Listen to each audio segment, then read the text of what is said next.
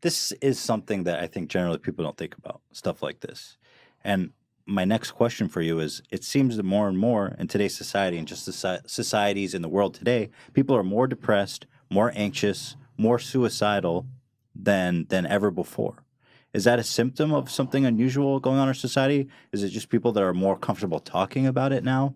What is it? Why are so many people depressed? It's a good question. It's a good question.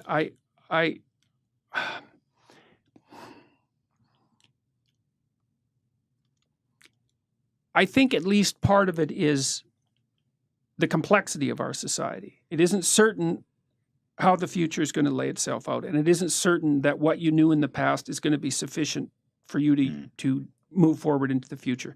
So there's lots of opportunity, but it's very complex. And it's not easy to keep up in our world.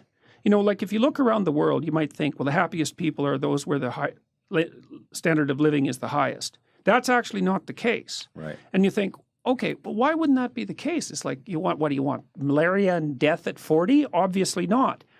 But then you think, okay, what's the price you pay for a high standard of living? Well, that's easy.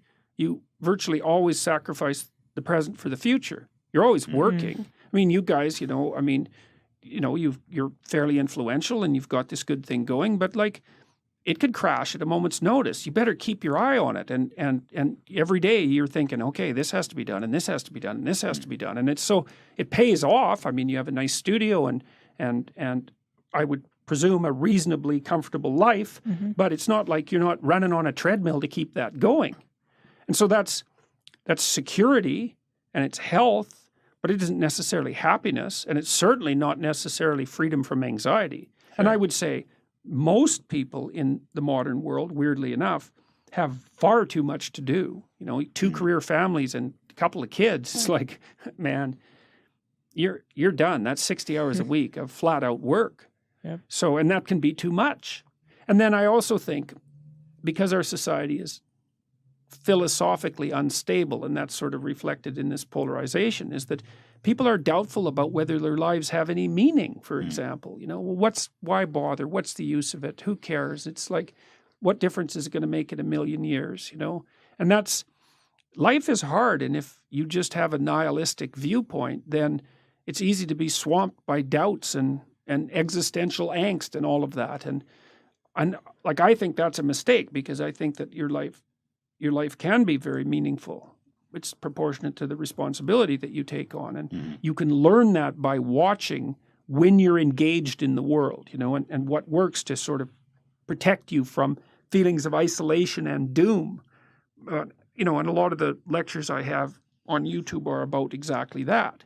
So I think part of it is the complexity of the modern world. Yeah. I also can't shake the sneaking suspicion that it has something to do with our diet.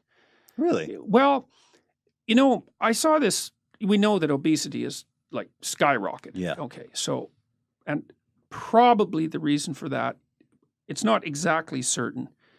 There might be complicated reasons for it, but certainly one of the reasons is that people eat far too many carbohydrates. Right. You know, I saw this video from World War II about and in one of the scenes they showed all these men in New York lining up to be inducted, and it's like, you know, 20 blocks of guys with no shirts on standing in line to be inducted. Every single one of them was bone thin. Do you think one. It's the insecurity and the negative feelings that come with being overweight, or the actual food? No. I think there's something wrong with what we're eating. Interesting. Yeah, I mean, there's more and more evidence that dietary sensitivity, for example, is linked to conditions like schizophrenia.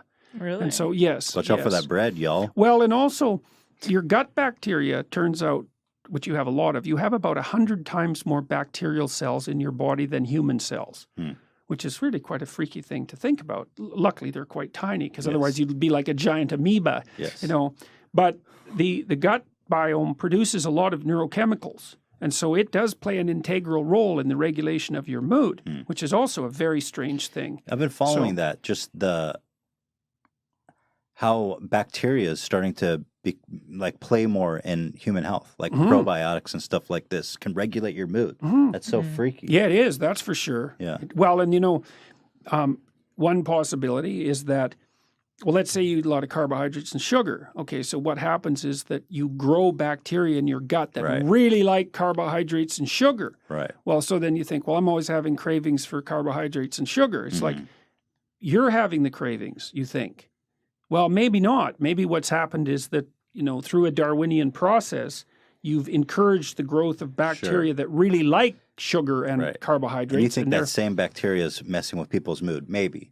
Yes, and it's also messing with their cravings. That's. I mean, we're really walking oceans, like we're big creatures. Yeah. I mean, we're not big compared to like a Douglas fir or the sun, but we're pretty big creatures, and we are liquid. Most of us is liquid, and if you saturate yourself with carbohydrates and sugar, then you are invaded by the bacteria that live on those things, and so that's not necessarily so good for you.